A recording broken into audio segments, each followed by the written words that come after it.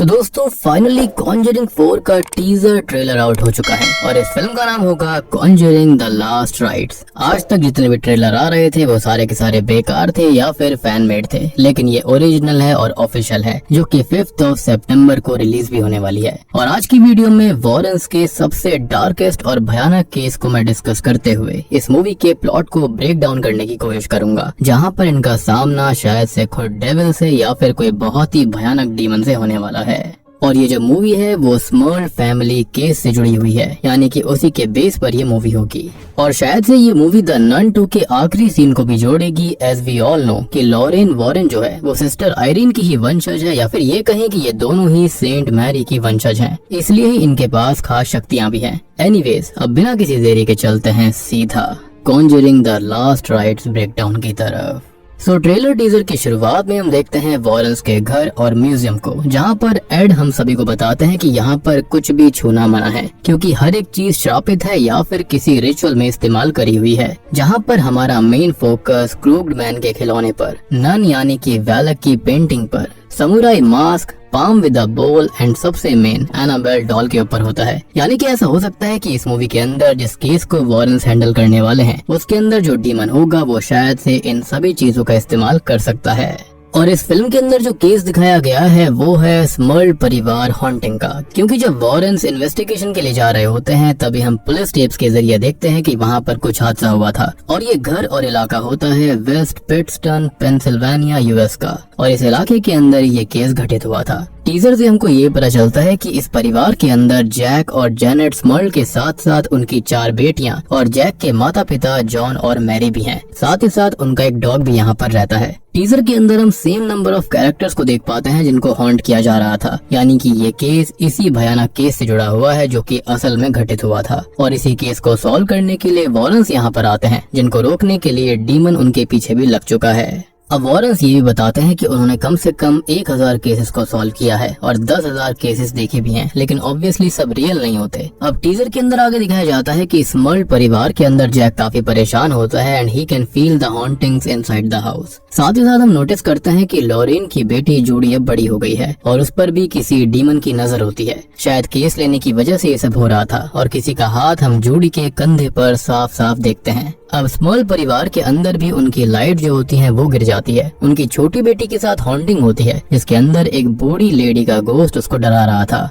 और क्या इस केस के अंदर बैथशेबा या फिर मेल्थस या फिर एनाबेल डॉल का हाथ तो नहीं, क्योंकि हम इस मूवी फ्रेंचाइजी के पहले केस के सेम घोड़े वाले खिलौने की टोन को भी सुन पाते हैं, जो कि आज भी शरीर के अंदर चिल्स लाने के लिए काफी है। अब एनाबेल डॉल को भी हमने काफी बार देखा है, और किसी चीज को भी ऐसे ही डाल देना यहाँ लॉजिक नहीं बनाएगा। लेकिन हम जानते हैं कि एक बड़ी चीज हमेशा होती है, जो सीन्स ट्रेलर या फिर टीजर के अंदर होते हैं उनको फाइनल मूवी के अंदर चेंज कर दिया जाता है। काफी सारे ऐसे सीन्स हैं जिनको डिलीट किया गया है, और शायद से काफी सारे लोग कहानी को प्रेडिक्ट कर लेते हैं या फिर ब्रेक डाउन कर देते हैं, जिसकी वजह से शायद से यहाँ पर डायरेक्टर जो होते हैं वो एंडिंग को या फिर चीजों को हटाकर उसमें नई चीज ऐड कर देते हैं। खैर, अब हम इसी केस के सिलसिले में लॉरेन को ध्यान लगाते हुए नोटिस करते हैं, ताकि वो शायद से अतीत में जाकर देख सके कि आखिर इस घर के अंदर हुआ क्या था। यहाँ पर हम काफी सारी भयानक चीजें देखते हैं और हमको नजर आता है कि लॉरेन की बेटी जूडी शादी की ड्रेस में थी, जहाँ पर उसके साथ कुछ जरूर हॉन्टिंग होगी। सेम लॉकेट जिसे बैथशेबा और मेल्थस जूडी को डराया करते थे वो खून में भीग जाता है,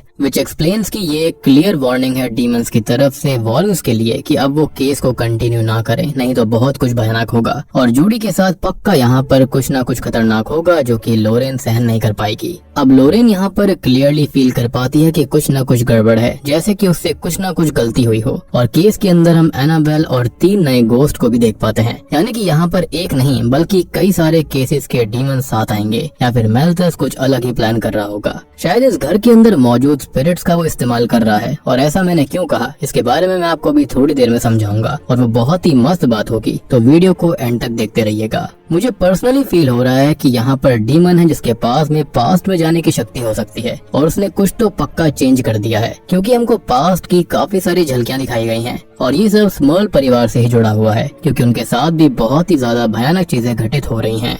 अब शायद से स्मर्ल परिवार के अंदर किसी न किसी की मौत जरूर होगी, क्योंकि हम ग्रेवयार्ड का एक सीन देख पाते हैं विच इज वेरी हॉरिफाइंग। और अंत में हम देखते हैं कि स्मर्ल परिवार के घर के अंदर लोरेन जो होती है वो देखती है कि वहाँ पर एक पजेस्ड हुई लड़की बैठी हुई थी, जिसके अंदर के डीमन उसको कहते हैं कि हम कब से तुम्हारा इंतजार कर रहे थे। यानी कि यहाँ पर पक्का एक से ज्यादा स्पिरिट्स और डीमंस होंगे जो कि लोरेन के खिलाफ लड़ाई करने के लिए, उसको खत्म करने के लिए रेडी बैठे हैं। खैर अब ये तो हो गई ट्रेलर ब्रेकडाउन की बात, लेकिन अब बात करते हैं कि आखिर स्मर्ल परिवार के अंदर हुआ क्या था जो कि हमें इस मूवी के अंदर ही देखने के लिए मिलेगा। अब देखो हम बात करते हैं कि असल में उनके साथ हो क्या रहा था। तो ये 1974 से 1989 तक की बात है, जब तक एड लोरेन वहाँ पर नहीं आए। जब लोरेन ने घर का मुआयना किया तो सबको पता चला कि इस घर के अंदर 3 स्पिरिट्स और एक डीमन था, और ये डीमन इन 3 स्पिरिट्स को कंट्रोल करके पूरे परिवार और वॉरेंस को खत्म करना चाहता था। यहाँ पर एक हार्मलेस एल्डरली वुमेन थी जो कि शायद यहाँ पर छोटी बेटी को डरा रही थी, और ऐसा एक टीजर के अंदर हमने सीन भी देखा है।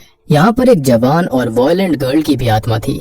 एक आदमी था जो कि यहाँ पर काफी सफर हुआ था और मारा गया था, और उसका सीन भी हमने यहाँ पर टीजर के अंदर देखा, जो कि शायद से यहाँ पर जैक को खत्म करने आ रहा था। साथ ही साथ आखिर में एक डीमन पाया गया था जो कि बाकी 3 स्पिरिट्स को, इस परिवार को खत्म करने के लिए बहुत ही ज्यादा कंट्रोल कर रहा था। और ये प्लॉट जो है ना वो बिल्कुल कॉन्जरिंग 2 जैसा नहीं लग रहा, जहाँ पर वो बूढ़े व्यक्ति की आत्मा को वैलक ने इस्तेमाल किया था लोरेन को ब्लॉक करने के लिए और उसको गुमराह करने के लिए। सो पॉसिबली यहाँ पर सेम चीज हो सकती है, लेकिन ये डीमन कौन होगा ये एक रहस्य अभी भी है। हो सकता है कि इस बार ये मेल्थस हो, एज वो कभी भी एनाबेल डॉल को छोड़कर नहीं गया था, और वो हमेशा से वॉरेंस के पीछे ही था कि कब मौका मिले और वो उन पर वार करे। अब इस डीमन ने स्मर्ल परिवार को बहुत परेशान किया था, इनफैक्ट वॉरेंस को भी। ये डीमन बिल्कुल भयानक था। घर के अंदर शुरुआत में सब कुछ सही था, लेकिन धीरे धीरे घर के अंदर फाइनेंशियल इश्यूज आए, फिर घर की चीजें गायब होने लगी, देन इशू आया हॉन्टिंग्स का। सब एक दूसरे की आवाज सुना करते थे जबकि वो सब साथ में ही बैठे होते। यहाँ पर कई के साथ सेक्सुअल असॉल्ट तक हुआ था, हवा में लेविटेशन हुआ करती। जैक की माँ मैरी को हार्ट अटैक भी आया था, और शायद से हमने टीजर के अंदर जो ग्रेवयार्ड वाला सीन देखा था तो हो सकता है कि मैरी की मौत वहाँ पर हो गई होगी। इनफैक्ट जैक का कहना था कि यहाँ पर एक सक्यूबस भी थी जिसने उसके साथ गलत काम किया। सो ओवरऑल प्लॉट तो काफी सही लग रहा है, लेकिन अगर कहानी same to same real story जैसी रहेगी तो ये काफी प्रिडिक्टेबल हो जाएगी।